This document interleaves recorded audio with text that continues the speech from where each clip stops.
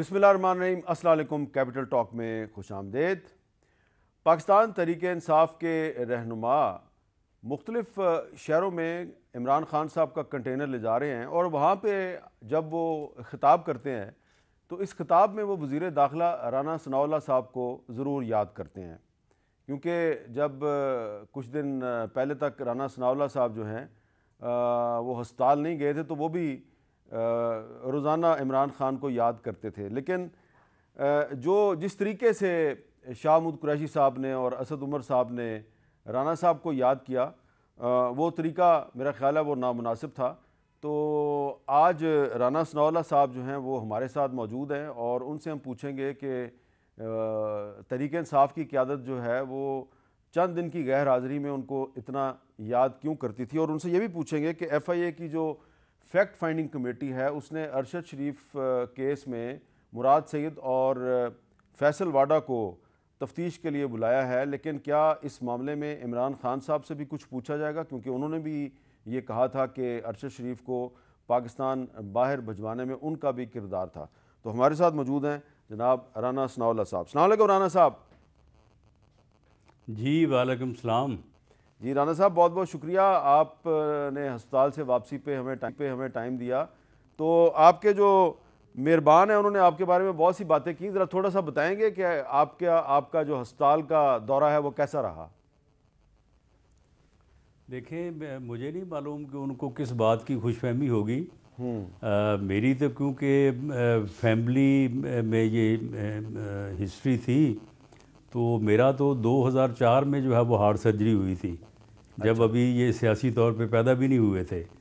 तो वो फिर उसके लिए जो है वो फिर डॉक्टर्स के साथ रब्ता रखना और कोई दूसरे तीसरे साल जिस तरह से एंजियोग्राफी होती है कि हर चीज़ को जो है वो बेहतर रखा जाए और एहतियात की जाए, तो उस सिलसिले में मैं जो है वो AFIC में जो है वो इस मरतबा मैंने चेकअप करवाया था। और ये चेकअप मैं तकरीबन को पिछले 2-2.5 माह करवाता रहा हूँ मुख्तलिफ़ वक्तों में। पहले छोटे टेस्ट थे, उसके बाद फिर जो है वो ये जो प्रोसीजर था एंजियोग्राफी का। तो मैं तो गया था इस हिसाब से कि प्राइम मिनिस्टर साहब मुल्क से बाहर हैं तो 2-3 दिन की विंडो है, तो मैं खामोशी से जाऊंगा और वहाँ से दूसरे तीसरे दिन वापस आ जाऊंगा। लेकिन इस दौरान हुआ ये कि वहाँ से किसी ने जो है वो तस्वीर लेके तो वो वायरल कर दी, तो उसकी वजह से फिर कुछ दोस्तों को कुछ वक्त के लिए परेशानी हुई, और कुछ मोहब्बत करने वाले जो इन जैसे लोग हैं उनको मेरा ख्याल है को खुशी हुई होगी थोड़ी बहुत, लेकिन वो बड़ा कम वक्ती जो है ना वो साबित हुई। अच्छा राना साहब, ज़रा सुना देते हैं आपको कि आपकी अदम मौजूदगी में आपके जो मेहरबान हैं वो आपको कैसे याद कर रहे थे। जो आवाम का गुस्सा, जो हाथ राना सनाउल्लाह की मूंछों तक पहुंच रहा था, वो बेचारा खौफ से ही अस्पताल चला गया। पहले उसकी मूछें छोटी होनी शुरू हुई, अब वो बेचारा अस्पताल पहुंच गया है। राना सनाउल्लाह से डर तो नहीं लगता? नामालूम नंबरों से कॉलें आती हैं, उनसे तो नहीं डर लगता? अंदर की बात बता दूं, ये नामालूम नंबरों से कॉलें करने वाले भी कप्तान और आपके साथ हैं।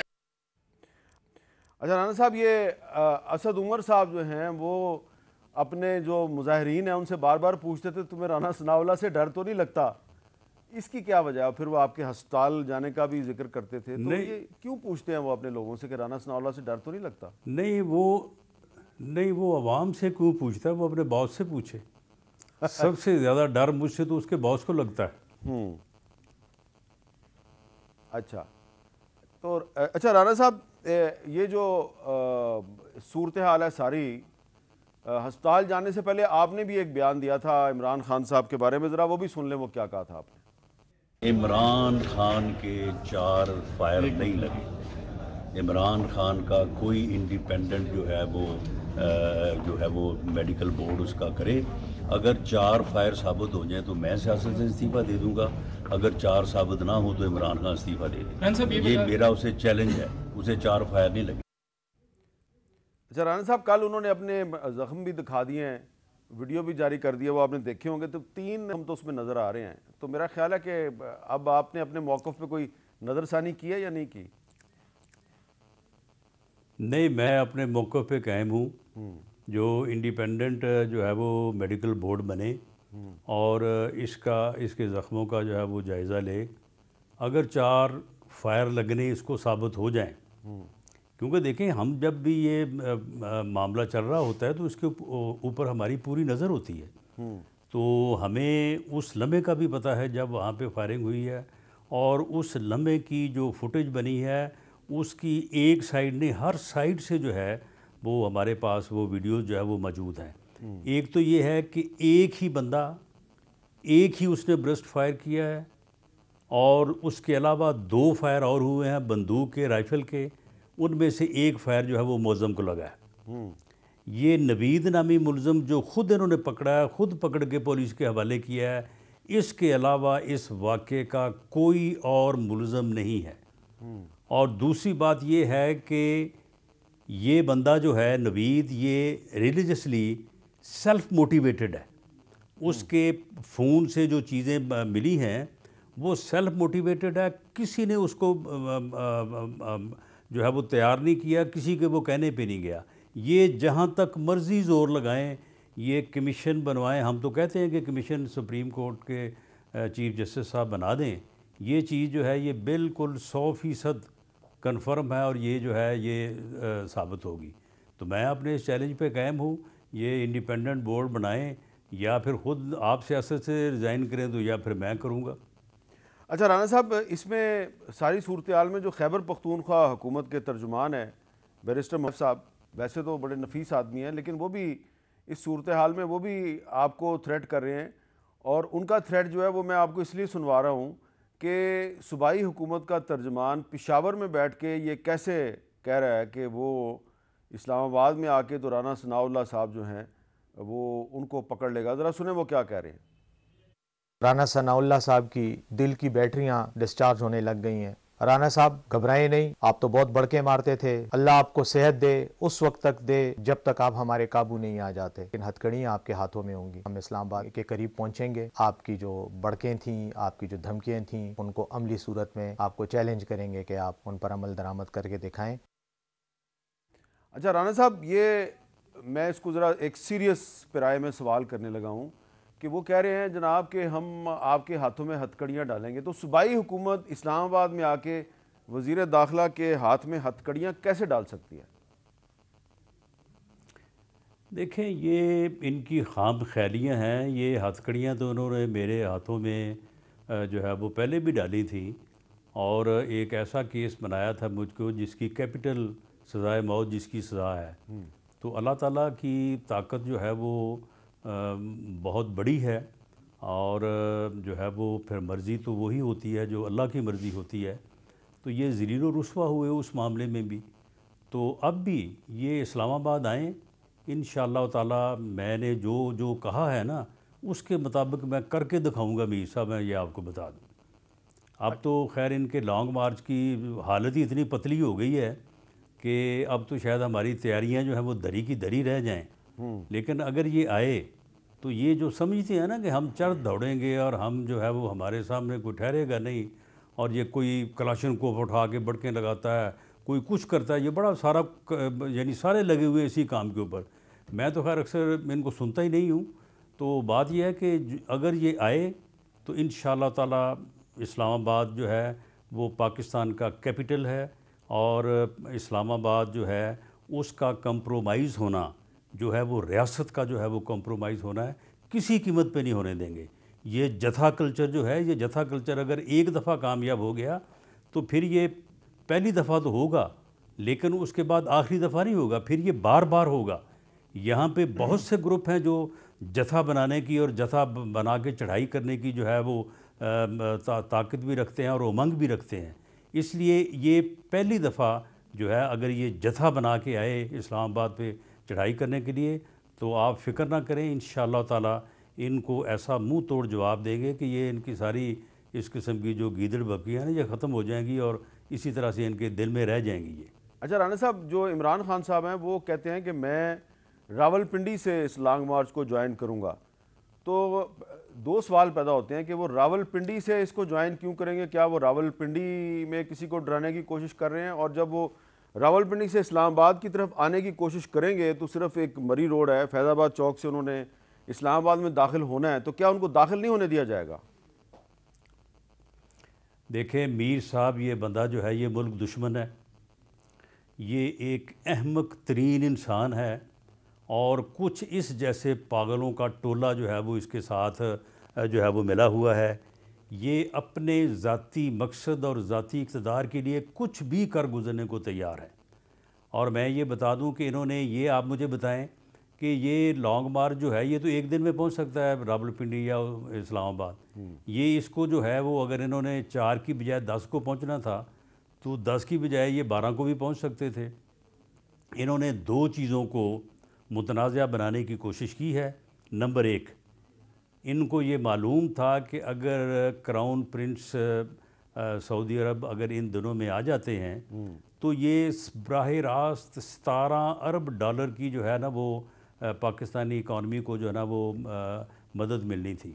10 अरब डॉलर की तो सीधी सीधी जो है वो इन्वेस्टमेंट थी और कोई $4.5 के करीब जो है वो वैसे जो है वो उनका जो है वो लोन रिशेड्यूल होने थे और अमदाद मिलनी थी।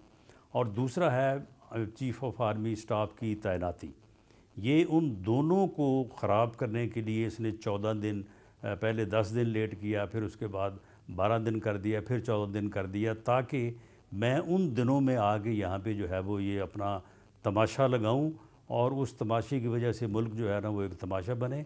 लेकिन इंशाअल्लाह ताला ये तमाशा ख़ुद बनेगा, बल्कि इस वक्त बना हुआ है तमाशा। जी आप मुझे बताएं, जहाँ जहाँ पे भी इसके हो रहे हैं ये कंटेनर खिताबात, वहाँ पे देखे तो सही बंदे कितने हैं, पैसे दे दे के वहाँ पे बंदे बुला रहे हैं, सामने ये खिताब कर रहा है, उसको सुन ही नहीं रहा कोई, लोग अपनी गप्पें लगा रहे हैं और आप आपस में जो है वो एक दूसरे को धक्के दे रहा है, गुरडाई कर रहा है। और ये जनाब बैठा है मीडिया पे और ये जो है वो खिताब कर रहा है। ये ख़ुद तमाशा बनेगा इंशाअल्लाह ताला। ये कौम को तमाशा बनाना चाहता है, ये ख़ुद इसका अपना तमाशा बनेगा। अच्छा राना साहब, हमने आज देखा है कि ये गुजर खान से लेके और ये पिंडी तक रास्ते में जो लोग हैं वो रास्ते में जहाँ जहाँ से इमरान खान का लॉन्ग मार्च गुजरना है वहाँ पे लोग रास्ते में बोर्ड लगा रहे हैं, बैनर्स लगा रहे हैं, पाकिस्तान आर्मी के जो शोहदा हैं उनकी तस्वीरें जो हैं वो लगा रहे हैं, उनके साथ इज़हार यकजहती कर रहे हैं और नीचे लोग अपना नाम भी लिख रहे हैं, यानी कि नाम के साथ लोग जो हैं वो शोहदा के साथ इज़हार यकजहती कर रहे हैं। तो कहीं ऐसा तो ख़दशा नहीं है कि ये रास्ते में जो लॉन्ग मार्च के शुरका है तो ये जो लोग बैनर्स वगैरह लगा रहे हैं इनके साथ इनका तसादुम भी हो सकता है?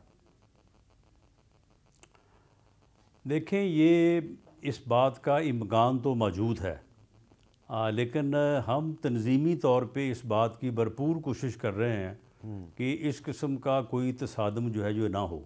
लेकिन ये रोज़ जो बयानियाँ जारी करता है और रोज़ जिस किस्म की ये गुफ्तगू करता है और उसमें अदारे को भी मलाइन करता है और उसके बाद जो है वो हमें तो चलो हर वक्त ये गालियाँ देता ही देता है, तो उस वजह से लोगों में भी जो है वो बड़ी रिजेंटमेंट है। और इन्होंने जो ये रास्ते बंद करने का प्रोग्राम बनाया था कि इस्लामाबाद के हम रास्ते बंद करेंगे, अगर ये 2 दिन और बंद रखते तो मैं आपको यकीन से कहता हूँ कि लोगों ने इनको जूते मार मार के उठाना था।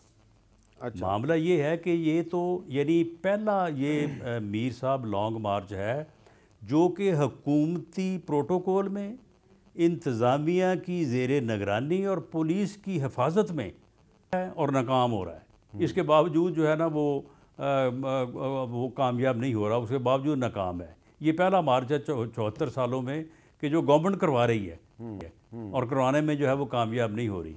तो इसलिए ये जो इन्होंने अगर पिंडी आके दोबारा इन्होंने कोई रास्ते उससे बंद करने की कोशिश की तो इंशाअल्लाह ताला ये अगले 2-3 दिन में जो है ये फ़ारग हो जाएंगे। और बाकी क्राउन प्रिंस का दौरा तो शायद अब थोड़ा लेट हो गया है, लेकिन जो तैनाती है वो क्योंकि वक्त के मुताबिक होनी है, तो इसलिए मैं समझता हूँ कि ये दोनों इसके जो प्रोग्राम हैं इस मुल्क और कौम के ख़िलाफ़, ये दोनों में इंशाअल्लाह नाकाम ही रहेगा। राना साहब, इमरान खान साहब रोज़ाना एक बात दोहरा रहे हैं अपनी तकरीरों में कि मैं इस मुल्क का साबिक वज़ीर आज़म हूँ और मेरी FIR दर्ज नहीं हो रही।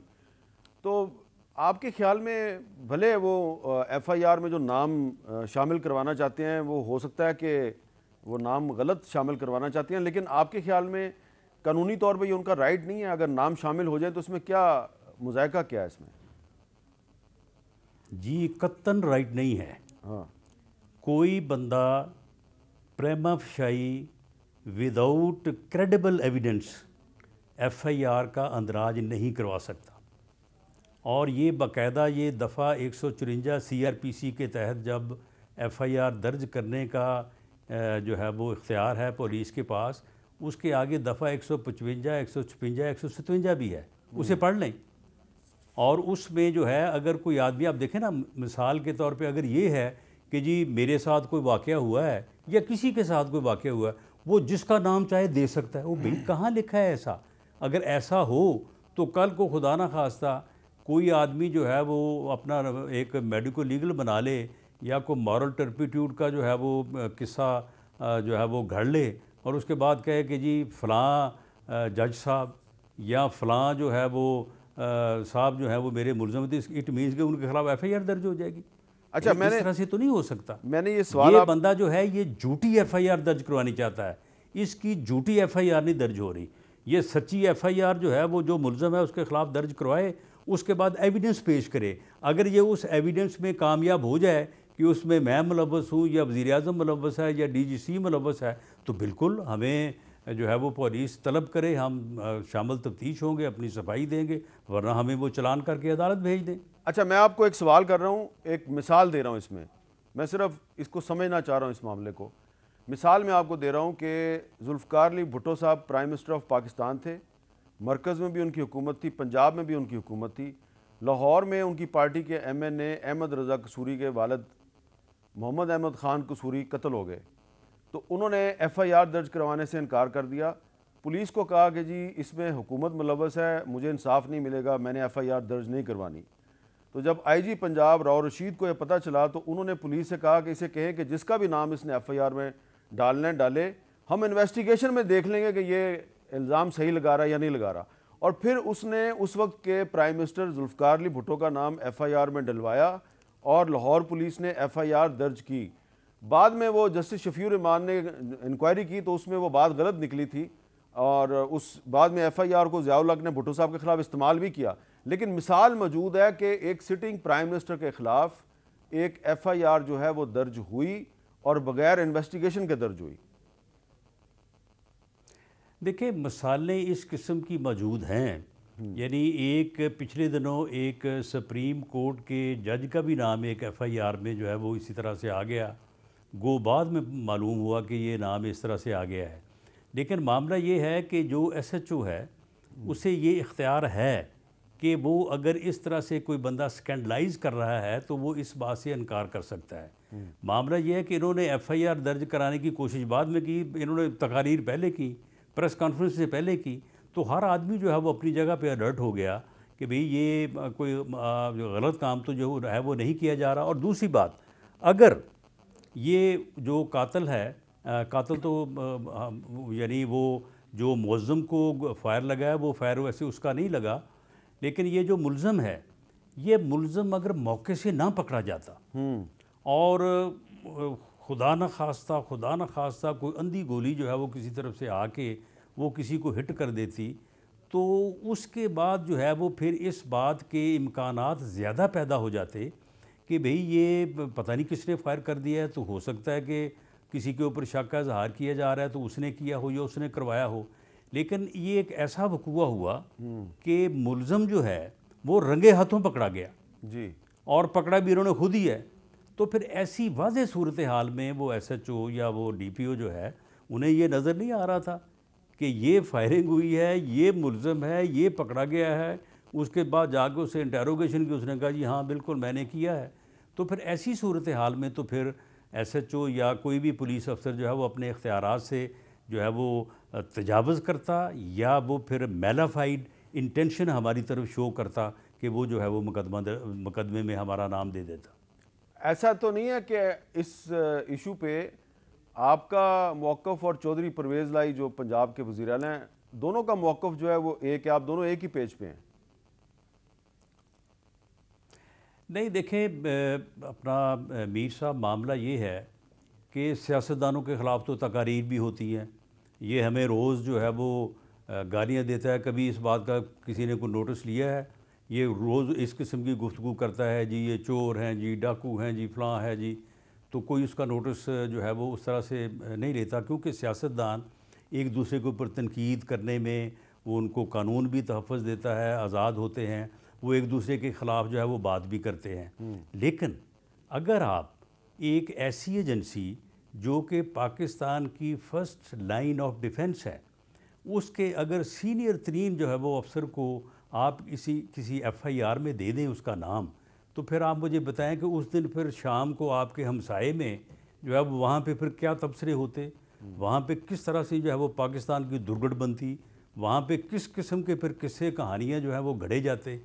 तो वो तो फिर उस आदमी का तो शायद नुकसान कम होता, लेकिन एजेंसी का, अदारे का और मुल्क का नुकसान जो है वो उससे कुछ 100 गुना ज़्यादा होता।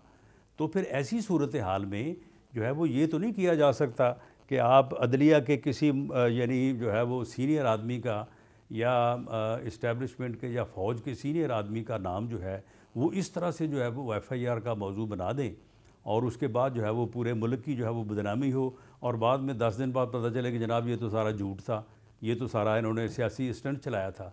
तो मैं समझता हूँ कि ये चीज़ें ऐसी हैं कि जिनके मतलब हर किसी को समझ है। जी अच्छा राना साहब, कुछ और भी सवालात हैं, एक मुझे वक्फा लेना है, वक्फे के बाद मैं दोबारा आ रहा हूँ आपके पास।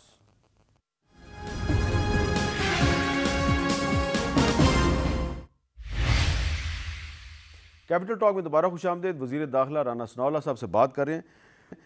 राना साहब, FIA की फैक्ट फाइंडिंग कमेटी जो कि अरशद शरीफ केस की इंक्वायरी कर रही है, उसने फैसल वाडा को और मुराद सईद साहब को बुलाया है। आपको क्या लगता है कि फैसल वाडा और मुराद सईद वाकई इतने अहम हैं कि उनको FIA की कमेटी ने बुला लिया है, तो कुछ क्लू मिलेगा उनसे? देखिए मीर साहब, ये मेरी बात आप नोट फरमा लें जी। इसमें 6 आदमी हैं जी। ये 6 आदमी जो है ये हमें फॉर इन्वेस्टिगेशन मिल जाएं, 6 घंटे बाद हम आपको इस पूरे जो है ना ये वाक़या जो है यह इंसिडेंट है, अलमनाक हादसा है, काबिल मज़म्मत, काबिल अफसोस, इसकी बिल्कुल क्लियर कट पिक्चर जो है ना वो मैं देने को तैयार हूँ। जी। ये 6 आदमी हैं, 2 आदमी तो ये पाकिस्तान में हैं, जिनमें से एक आदमी ने उसे गाड़ी में बैठा के पेशावर पहुंचाया, पेशावर में उसे चीफ मिनिस्टर अनेक्सी में रखा और उसके बाद जो है वो उसे जहाज़ में बैठाया और वो अगले दिन दुबई चला गया। दूसरा आदमी जो है उसकी गुफ्तगू से ये मालूम होता है कि उसे इन चीज़ों की खबर है किसी हद तक, फैसल वाडा साहब। तो पहला आदमी मुराद सईद है, दूसरा दो आदमी आदमी फैसल और- वाडा है। फैसल वाडा है। जी। 2 आदमी हैं दुबई में, अच्छा। वहाँ पे एक हैं तारक वसी साहब, जी। ये गए हैं 10 तारीख को वहाँ पे दुबई में। अच्छा। आप मुझे बताएं कि 10 दिन में वहाँ पे कौन सी जी बड़ी जो है वो मुसीबत पड़ गई और दुबई की हुकूमत और हर चीज़ जो है वो लर्ज उठी कि जनाब ये बंदा यहाँ पे क्यों आ गया है। तो तकरीबन कोई चौथे 5वें दिन तारक वसी साहब जो हैं उन्होंने फ़ोन किया उसको, वकार को, जो कीनिया में, कि भाई इस बंदे का जो है वो आप स्पॉन्सर भेजें, तो हमने ऑनलाइन वीज़ा लगवाना है। ऑनलाइन वीज़ा जो है वो मीर साहब कम से कम 3-4 दिन का जो है ना वो काम है। ऐसा नहीं होता कि आपने ऑनलाइन वीज़ा जो है वो 10 मिनट में लग गया। उसके बाद 19 तारीख को जो है वो ट्रैवल करते हैं और इट मीन्स कि जिस दिन वो गए हैं अगले दिन ही जो है इन्होंने वो मामला शुरू कर दिया और उसका ऑनलाइन वीज़ा लग गया, तैयारी की और वो 19 को जो है वो कीनिया चला गया। अच्छा, उसके बाद वो जहाँ पे गया वो बंदे जो हैं वो बंदे बड़े बिलियनर हैं वहाँ पे, वो बड़े वेल कनेक्टेड है और वहाँ के जो पुलिस है और वहाँ पे जो आर्मी है उन्होंने जो उनकी रेंज है, फायरिंग रेंज, वो वहाँ पे बाकायदा उससे इस्तेफादा करते हैं ये लोग और वो बड़ा वो उनको चार्ज करते हैं। वहाँ पे उनका कंस्ट्रक्शन का बहुत कारोबार है। तो ये ऐसा नहीं हो सकता कि उनकी गाड़ी जा रही और ऐसे ही उनके ऊपर जो है वो कोई फायरिंग जो है वो कर दे। तो 2 बंदे वो हैं, एक खुर्रम और एक वकार। ये सारा इंसिडेंट जो है ये इनमें है और इंसिडेंट जो है तो तारक वसी मर्डर है। तारक वसी एक बंदा है दुबई में। ये दुबई में दूसरा बंदा कौन है? सलमान इकबाल। सलमान इकबाल। सलमान इकबाल ने भेजा है इसको। सलमान इकबाल जब ये वाक़या हो गया सबसे पहला फ़ोन जो है वो खुर्रम ने तारक वसी को किया तारक वसी ने सलमान इकबाल को किया, सलमान इकबाल का फ़ोन जो है वो खुर्रम के फ़ोन के ऊपर गया। लेकिन इस सिर्फ हद तक तो रिकॉर्ड हमारे पास है। लेकिन सिर्फ सलमान बाकी इकबाल को 2 माह का रिकॉर्ड अगर दोनों का आ जाए तो हर चीज़ वाज़ेह हो जाएगी। राना साहब, सलमान इकबाल को सिर्फ इतला देना और फिर आगे सलमान इकबाल का किसी को इतला देना वाक़े की, क्या इससे हम ये कह सकते हैं कि जी वो भी इसमें शामिल तफ्तीश होना चाहिए या वो भी इन्वॉल्व हैं? नहीं, मीर साहब तारक वसी साहब जो हैं वो सलमान इकबाल के कहने के अलावा ये काम कर ही नहीं सकते। अच्छा, वो इसे भेज ही नहीं सकते थे।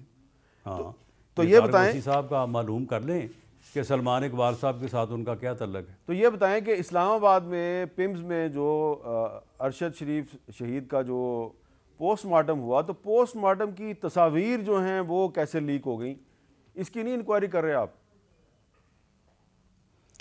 देखिए, इसकी इंक्वायरी भी हम कर रहे हैं, लेकिन पोस्टमार्टम रिपोर्ट जो है ना वो कोई एक कॉपी तो नहीं ना उन्होंने बनाई। उन्होंने अपने रिकॉर्ड में भी कॉपी रखी, तस्वीर उन्होंने पोस्टमार्टम मैं रिपोर्ट की कॉपी फोटोग्राफ्स थाने को भी का दी। जिक्र कर रहा हूँ, तस्वीरों का जिक्र कर रहा हूँ। जी मैं वो फोटो जी ये वही फोटोग्राफी होते हैं ना जी, यानी उन्होंने जो अमल किया हॉस्पिटल वालों ने, उन्होंने सारे अमल की एक कॉपी उन्होंने थाने को दी, एक कॉपी उन्होंने अपने पास रखी, एक कॉपी जो है वो गवर्नमेंट को भी जो है वो हासिल हुई या कर ली गई। तो इसलिए किसी जगह से भी, वैसे तो हॉस्पिटल वाले खुद इस बात को मान रहे हैं कि ये हम ही से लीक हुआ है, तो ये कॉपी जो है वो किसी तरह से भी जो है वो आगे पीछे हो सकती थी, और वो एक मुस्तनद रिकॉर्ड है।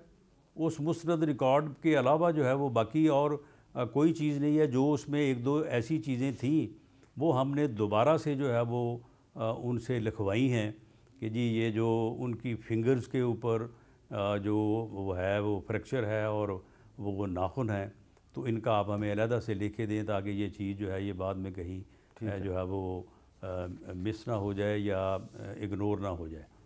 तो ये मामला है, और इसमें कोई शक ही नहीं है कि वहाँ पे जो फायरिंग हुई है उसकी गाड़ी पे, वो कवर था, उसके साथ पहले हुआ है जो भी हुआ है, वो फायर से कत्ल हुआ, वो किसी और वजह से कत्ल हुआ। आप मुझे बताएं कि जो उसकी बैक पे ज़ख़म है गर्दन से नीचे को तकरीबन 6 इंच, आप गाड़ी में बैठा बंदा जो है बाहर से अगर कोई फायरिंग कर रहा है चलती गाड़ी पे, इस जगह पे फायर कैसे लग सकता है? ठीक है। तो ये सारी चीज़ें जो हैं ये मर्डर जो है ये साबित है। ये 6 बंदे, मैं बिल्कुल किसी को मैं मुल्ज़म नहीं कहता, लेकिन मैं ये कहता हूँ कि ये 6 बंदे जो हैं अगर इनके बयानात और ये शामिल तफ्तीश हो जाएं तो भले जो भी मुल्ज़म है वो जो है वो ये केस जो है ये सॉर्ट आउट हो जाएगा। तो अब हमने दुबई भेजा है उस टीम को कि वो तारक वसी साहब को, जब तक वो मुल्ज़म साबित नहीं होते वो हमारे लिए साहब हैं, और सलमान इकबाल साहब को जो है वो इंटेरोगेट करें, और इंटेरोगेट करने के बाद जो है वो इनकी एक क्वेश्चनर है वो तैयार हुआ है, उसका जो है वो जवाब दें। अब सलमान इकबाल साहब जो हैं वो कोशिश ये कर, आप वो लंदन चले गए हैं, और कोशिश वो ये कर रहे हैं कि जो वालदा साहिबा हैं अरशद शरीफ की, उनको फौरी तौर पे जो है ना ये वीज़ा लग जाए और वो उधर लंदन पहुंच जाए। तो हम भी इस हद तक इनकी खबर रखते हैं कि ये क्या कर रहे हैं। तो इसलिए मामला ये है कि इन लोगों को चाहिए कि ये अपना वर्जन दें, जो इनके पास जवाब है वो दें, उसमें अगर बेगुनाह है तो बिल्कुल ये बेगुनाह होंगे। अच्छा, एक और भी माँ है राना साहब, उसका भी मैंने केस आपके सामने पेश करना है। एक वक्फा मुझे लेने की इजाज़त दे दें, वक्फे के बाद दोबारा मिलते हैं।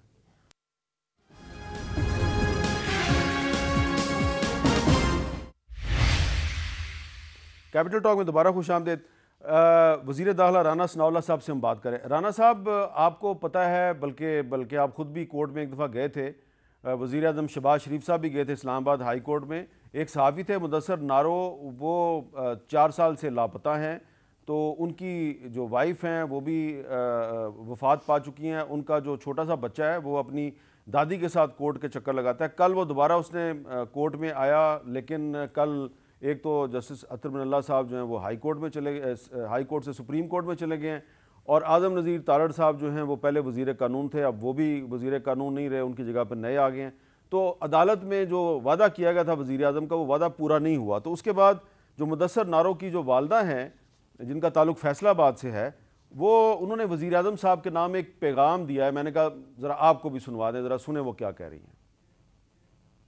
अस्सलाम वालेकुम वज़ीर आज़म साहब, मेरे आपने पिछली हेयरिंग पे जो वादा किया था वो आपने पूरा नहीं किया। हम बड़ी आस लेके हाई कोर्ट आए थे कि वज़ीर आज़म वादा करके गए हैं तो इंशाल्लाह ज़रूर बच्चे का बाप मिलेगा और एक माँ को बेटा मिलेगा।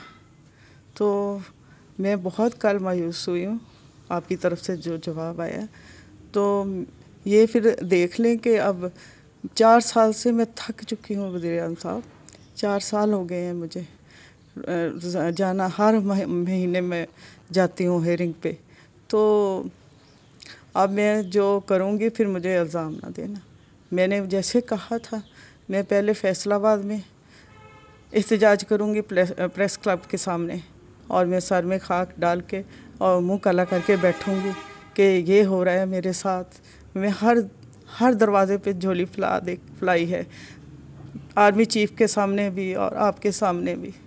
अब मेरे अंदर इतनी आग है कोई जल्दी बुझेगी नहीं, तो मुझे इल्ज़ाम ना देना। इसके बाद मेरा अगला जो कदम होगा तो मैं डी चौक में जाऊंगी, प्रेस क्लब में इस्लामाबाद, और जो हाई कोर्ट के सामने। और मुझे फिर डी चौक से चाहे डंडे मारें, चाहे मुझे गोलियां मारें, चाहे मुझे शेलिंग करें, मैं वापस आने वाली नहीं। राणा साहब, ये पैगाम काफ़ी लंबा है लेकिन मैंने छोटा सा आपको एक क्लिप इसका सुना दिया है। ये देखें, पहले इमरान खान साहब ने वादा किया इस खातून के साथ, इस माँ के साथ, कि मैं आपका बेटा वापस दिलाऊंगा, वो भी वादा पूरा नहीं कर सका। फिर शहबाज शरीफ साहब ने वादा किया, उनका भी वादा पूरा नहीं हुआ। तो ये बताएं, आप वज़ीर दाखिला हैं, ये माँ किधर जाए? देखिए, ये बिल्कुल इस माँ की जो आवाज़ है या जो इसकी आह है, ये मैं समझता हूँ कि ये बिल्कुल जिस तरह से कहते हैं ना कि जो आह जो है ना वो यानी वो चीरती हुई हर चीज़ को जो है वो आसमान को जो है वो खुदा तक पहुँचती है। ये वो पुकार और ये वो आह है, और जो उसने कहा है बिल्कुल कोई भी उसकी जगह पे हो उसकी यही फीलिंग जो है वो हो सकती है। अब इसमें देखें 2 चीज़ें हैं। एक तो ये है कि मुदस्सर अपना नारू साहब जब गायब हुए तो आपको पता है कि वो अपनी फैमिली के साथ जो है वो वहाँ पे गए हुए थे, शुमाली इलाका जो है वो शुमाली इलाका जात में। अच्छा, वो उनकी वाइफ से आके वहाँ पे उनको किसी ने अबडक्ट नहीं किया, बल्कि वो ख़ुद ही वहाँ से को थोड़ा फासले पे चल के गए हैं और वहाँ से फिर वो वापस नहीं आए। और उनकी जो वाइफ है उसने काफ़ी देर इंतज़ार करने के बाद जो है उन्हें जो है वो इधर उधर ढूंढना शुरू किया। वो सारी जो है वो सूरत हाल आप मुझसे बेहतर जानते हैं। अब देखिए, इसमें 2 चीज़ें हैं। वो वहाँ पे किसी के भी हत्थे चढ़ सकते हैं या किसी का कोई भी जो है वो उनको नुकसान पहुँचा सकता है। राणा साहब, मैं सिर्फ आपको एक बात बता देता हूँ, मैं आपको एक बात बता दूँ, मेरी बात अगर आप थोड़ी जी। मुदस्सर नारो ने सिर्फ 2018 के इलेक्शन के बारे में एक फेसबुक पे पोस्ट जो है वो की थी कि ये इलेक्शन जो है ये जाली था। एक तो ये बात है। दूसरी बात है, जब वो गायब हो गए और उसकी बीवी ने जब शोर मचाना शुरू कर दिया तो उसके बाद बीवी को ये कहा गया, कांटेक्ट करके कहा गया, और आपको हम वो बंदे भी मिलवा सकते हैं कि जिनके ज़रिए मैसेज दिया गया, आप शोर ना मचाएं, आपका शौहर वापस आ जाएगा। ये बात इनकी वालदा को भी पता है। तो इसलिए आपको जो डिटेल बताई गई है वो कुछ और है शायद, लेकिन जो डिटेल इसकी वालदा को नहीं, देखें जी, यानी वहाँ पे जो मौके पे जो मीर साहब बात हुई वो, उसके बाद दूसरी बात बड़ी सीधी बात है। अब आपके प्रोग्राम में मैं समझता हूँ कि मैं ख़ुद बड़ी एहतियात करता हूँ क्योंकि आप ख़ुद जो है वो इन चीज़ों को बड़ा फेस कर चुके हैं। तो दूसरा इल्ज़ाम है एजेंसीज़ के ऊपर कि ये एजेंसी जो है वो बंदों को उठा लेती हैं। अब एजेंसीज़ को बंदों को उठाने का इख्तियार कब मिला? जब ये यहाँ पे दहशतगर्दी शुरू हुई जी। जब दहशतगर्दी शुरू नहीं हुई थी तो उससे पहले तो आप देख लें कि सन 70 तक जो है वो कभी किसी ने सुना भी नहीं होगा कि इस तरह से लोग गायब होते हैं या इस तरह से लोग जो है वो उठा लिए जाते हैं। अब मामला ये है कि इस बारे में आप यकीन करें कि हमने बड़ा कंसर्न जो है वो शो किया है और कैबिनेट में बाकायदा इसके ऊपर जो इस्टेब्लिशमेंट की लीडरशिप है उनके सामने दो बदू बात हुई और उन्होंने भी जो है वो कोई जो है ना वो लगी लिपटी रखे बगैर उन्होंने जो है ना वो बात की है। ठीक है। मामला ये है कि ये इस मामले को के 3 फ्रीकैन हैं, गवर्नमेंट है, इस्टेब्लिशमेंट है, अदालत है, और अदालत के साथ वो लवाहकीन हैं जिनके प्यारे जो है वो बिछड़े हुए हैं। अब इसमें ये है कि हर फरीक अपने जो है ना हक़ का सच तो बताता है, लेकिन जो बात उसके ख़िलाफ़ जाती है वो नहीं बताता जी। अगर ये इस तरह से तारीखें डालने की बजाय इस तरह से जो है वो डांट डपट करके कभी किसी की करती कभी किसी की कर दी, इससे ख़बर तो बन सकती है, इससे जो है वो अपना हेडलाइन बन सकती है, लेकिन ये मामला जो है अगर ये फ्रीकैन बैठ के इसका हल करें और उसके मुताबिक लेजिस्लेशन हो तो ये इशू जो है ये हल हो सकता है। ठीक है। लेकिन अब इतनी बड़ी बात कौन करे? अगर इतनी बड़ी बात कोई करता है, हम अगर करना चाहते हैं तो हमें ये है कि हमारा सियासी तौर पे जो है वो घिराव हो जाएगा कि जी आप ये क्या बात कर रहे हैं। चलें। तो दूसरा ये है कि इसमें कोई जो है वो ऐसी सूरत होनी चाहिए, और मैं समझता हूँ कि मुअज़्ज़ज़ जो chief justice Islamabad high court हैं, पहले अतर मिन्नल्ला साहब ने इस बारे में बड़ी कोशिश की है, खलूस दिल से की है। अब आमर फ़ारूक साहब हैं, वो भी खलूस से इस बारे में आगे बढ़ना चाहते हैं। उन्हें चाहिए कि वो इन कैमरा जो है वो हेयरिंग करें, हमें भी बुला लें, इस्टेब्लिशमेंट को भी बुला लें, लवाहकीन को भी बुला लें। ठीक है। इस मसले का हल जो है मुझे पूरा इस पे यकीन है कि हल निकल आएगा। ठीक है राना साहब, बहुत बहुत शुक्रिया। उम्मीद है कि chief justice Islamabad high court जो है इस मसले को ओपन कोर्ट में नहीं तो इन कैमरा ही हल करने की कोई ना कोई कोशिश ज़रूर करेंगे। इजाज़त दीजिए, अल्लाह हाफ़िज़।